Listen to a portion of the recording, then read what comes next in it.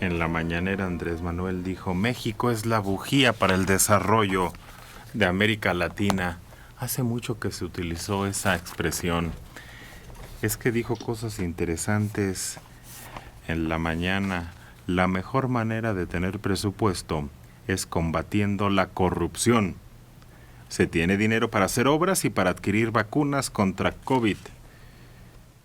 Por no permitir la corrupción, se ha ahorrado más de 1 billón de pesos. Yo no sé Y yo dónde me están. pregunto por qué entonces, si hay tal cantidad de recursos para invertir, se le siguen recortando a instituciones vitales, como son de investigación científica y de resguardo del patrimonio cultural del país.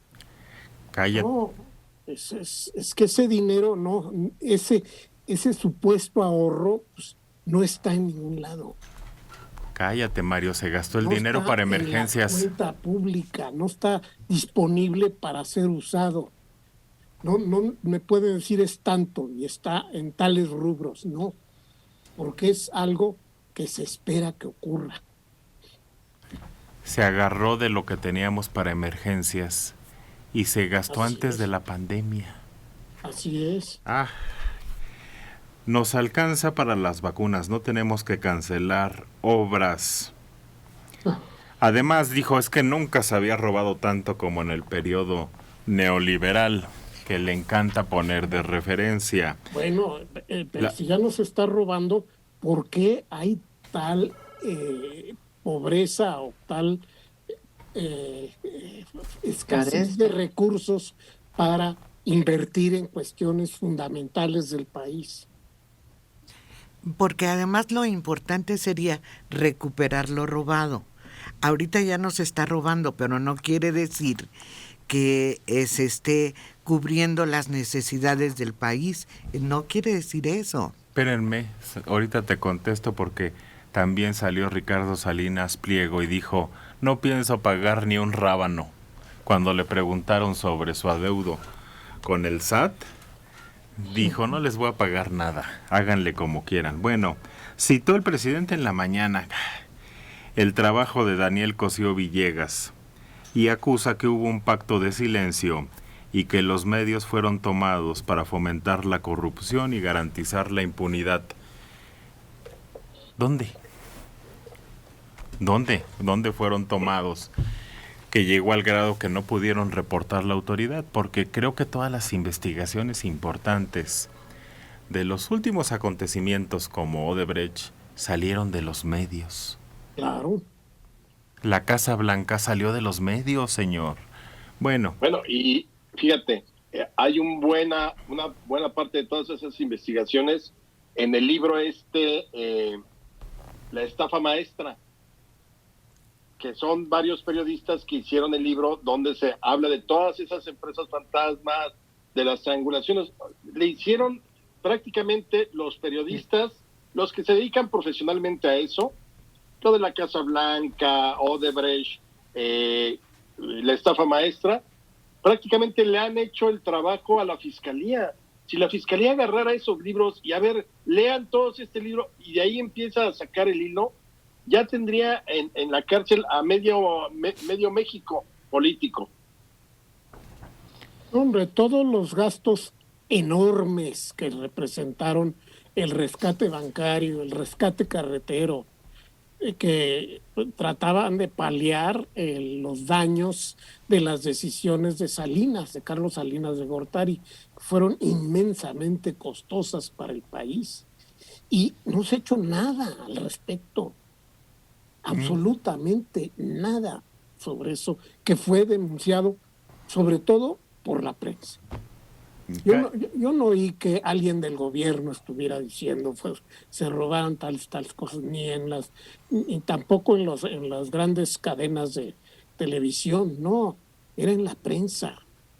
Y eso era cotidiano, la exhibición de la magnitud del robo que estaba sufriendo el país.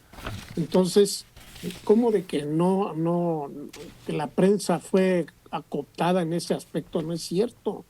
Simplemente no se hizo nada, ni se ha hecho nada por corregir esas gigantescas desviaciones. Todavía las estamos pagando. Todavía son los mismos empresarios los que siguen partiendo el queso. Yo por eso digo que este gobierno dice, no mentiras porque duele, mentirijillas, como diría Flandes. A ver, el discurso ha sido permanentemente el de la lucha contra la corrupción. Me parece muy bien. Creo que ya cuajó en la conciencia de la sociedad la importancia que es combatir la corrupción. Pero de ahí a los hechos hay un abismo increíble, porque todos estos corruptos que estaban en el otro aeropuerto trabajando los contratos, no hay uno solo, no hay una denuncia, nunca dijeron nombres.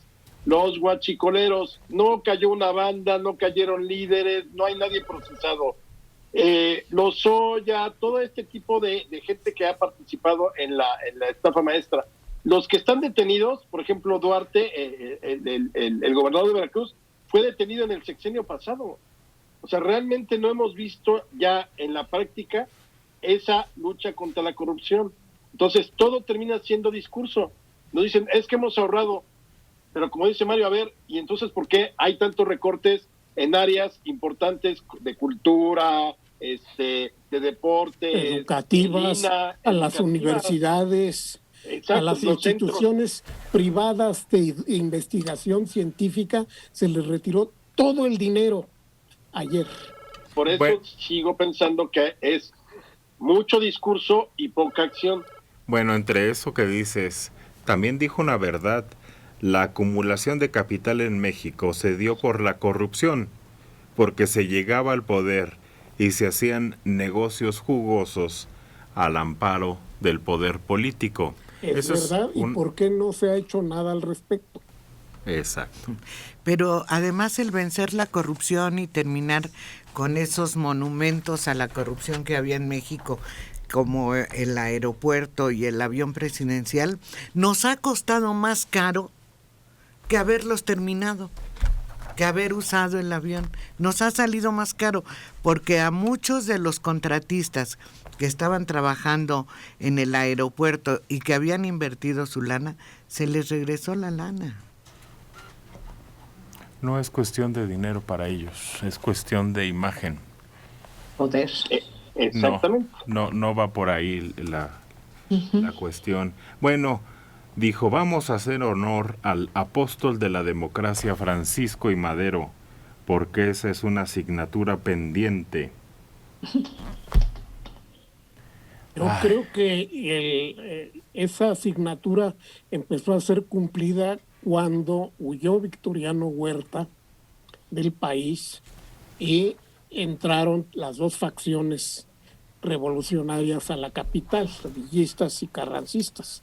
En ese momento Madero dejó de ser el apestado y se convirtió en uno de los héroes, el apóstol de la democracia en México. Es decir, y su tarea, su labor fue obviamente rescatada y tratada de continuar por todos los que le siguieron.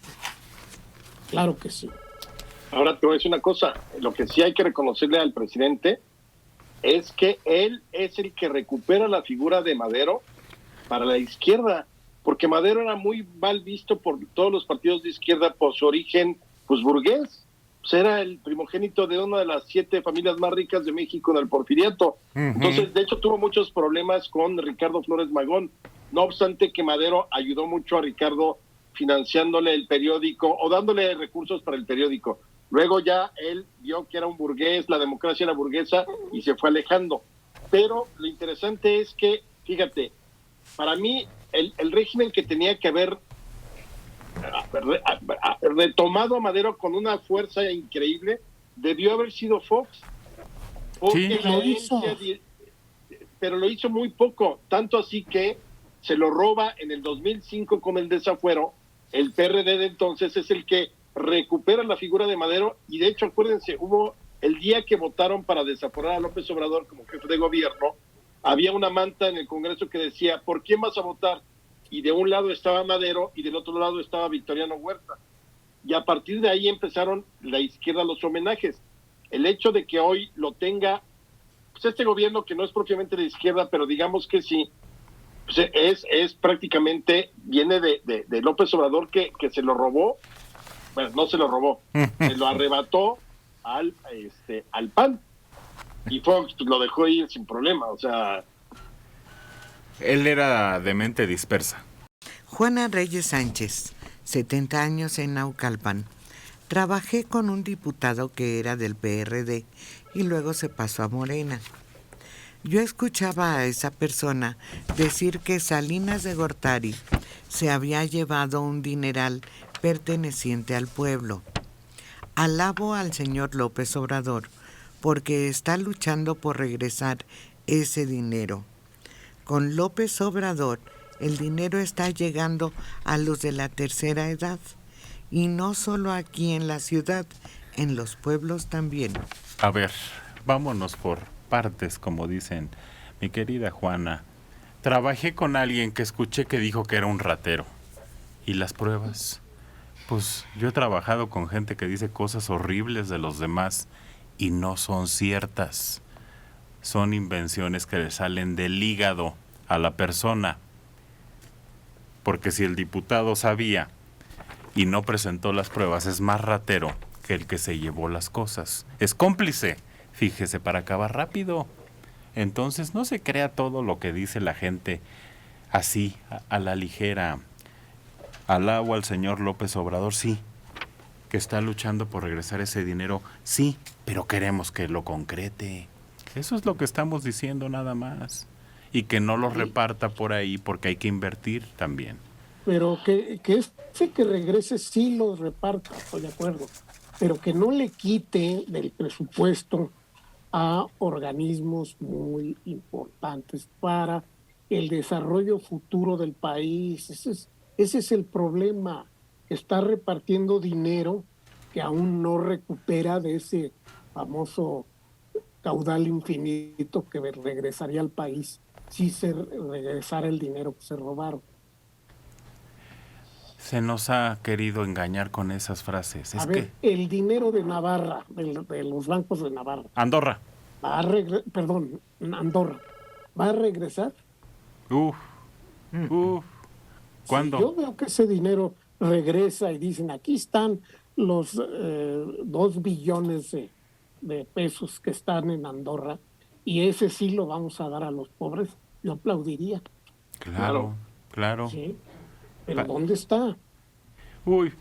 Es dinero abstracto. Dicen que hay dinero de Carlos, ¿por qué siempre le digo Carlos al gober precioso? Mario Marín. Siempre me traiciona el subconsciente.